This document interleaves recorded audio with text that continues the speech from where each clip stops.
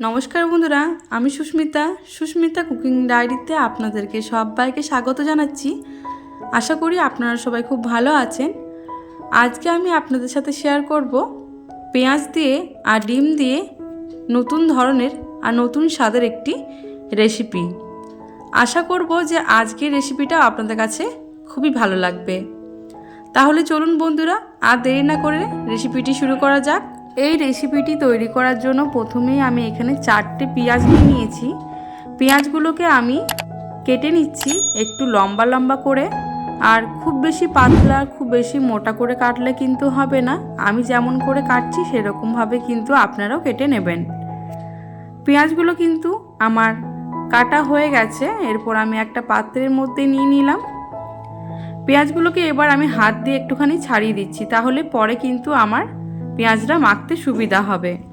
পেঁয়াজটা আমার হাত দিয়ে খুব ভালোভাবে ছাড়িয়ে নেওয়া হয়ে গেছে। এটা আমি সাইডে রেখে দিচ্ছি। এদিকে আমি নিয়ে নিয়েছি ডিম।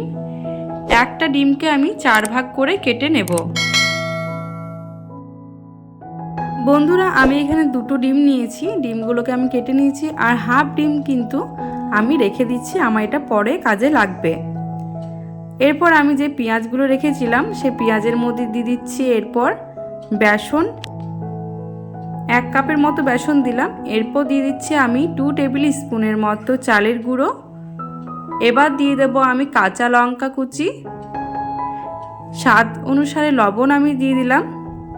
এরপর আমি দিয়ে দিচ্ছি এখানে হাফ টিস্পুনের মতো হলুদের গুঁড়ো, হাফ টিস্পুনের মতো লঙ্কার গুঁড়ো, গরম মশলার গুঁড়ো হাফ টিস্পুনের মতো দিয়ে দিলাম। এরপর আমি দিয়ে দিচ্ছি এখানে ধনেপাতা কুচি। সব কিছু দিয়ে দেওয়ার পর হাত দিয়ে খুব ভালোভাবে এটাকে আমি মেখে নেব। বন্ধুরা হাত দিয়ে মেখে নিলে কিন্তু অনেকটা পরিমাণে নরম হয়ে যাবে। এরপর আমি এর মধ্যে দিয়ে দেবো অল্প পরিমাণে জল। বন্ধুরা এখানে কিন্তু আপনারা খেয়াল রাখবেন, খুব বেশি যদি জল দিয়ে দেওয়া হয় তাহলে কিন্তু একদম পকোড়াটা ভালো হবে না। সেই জন্য অল্প অল্প জল দিয়ে একটা শক্ত করে আমাদেরকে এটা মেখে নিতে হবে। আমার এটা মাখানো হয়ে গেছে। এরপর আমি এটা ঢাকা দিয়ে রেখে দিচ্ছি 2 মিনিটের মতো। বন্ধুরা আমি কিন্তু 2 মিনিট পর ফিরে এলাম। এখন আমাদের মিশ্রণটা একটু নরম হয়ে গেছে, দেখে নিশ্চয়ই বুঝতে পারছেন বন্ধুরা।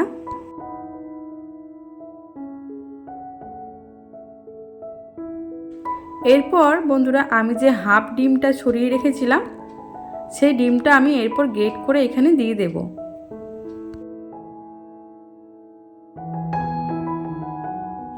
আমার কিন্তু ডিমটা খুব ভালোভাবে গ্রেট করা হয়ে গেছে। এরপর আমি ওই মিশ্রণটার সাথে এই গ্রেট করা ডিমটা খুব ভালোভাবে মিশিয়ে নেব।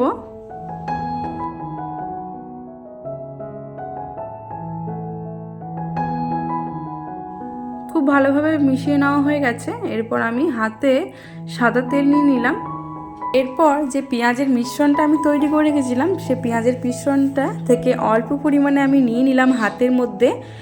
এরপর আমি হাত দিয়ে একটুখানি সমান করে চাড়িয়ে নিচ্ছি।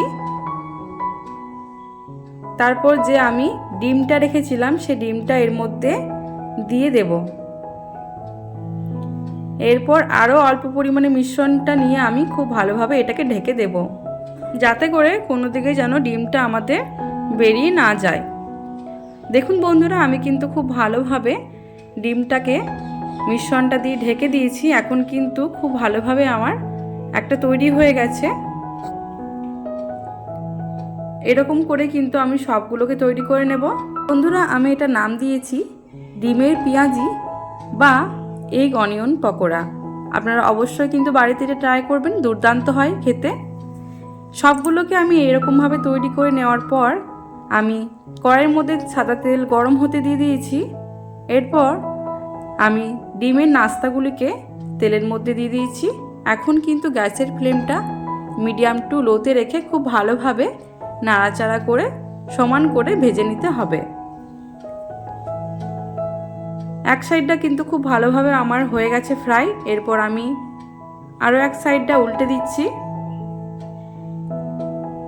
বন্ধুরা যদি এটা হাই ফ্লেমে ভাজা হয় তাহলে কিন্তু ভেতর থেকে একদম কাঁচা থেকে যাবে আর ওপরটা লাল হয়ে যাবে। সেজন্য গ্যাসের ফ্লেমটা কিন্তু একদমই মিডিয়াম টু লোতে রেখে খুব ভালোভাবে উল্টে পাল্টে ভালো করে ভেজে নিতে হবে। বন্ধুরা, আপনি যাকে এটা বানিয়ে একবার খাওয়াবেন সে কিন্তু আপনার প্রশংসা করবেই। আর এটা জেনে অবাক হয়ে যাবে যে পেঁয়াজ আর ডিম দিয়ে যে একটি এত সুন্দর রেসিপি তৈরি করা যায়।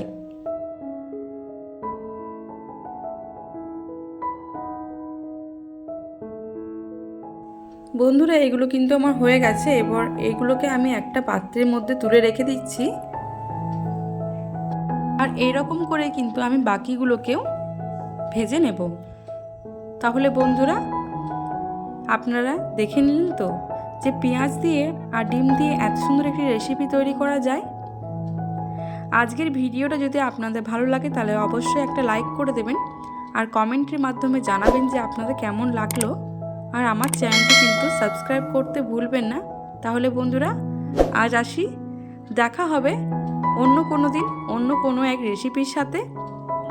সুস্থ থাকবেন, ভালো থাকবেন, ধন্যবাদ।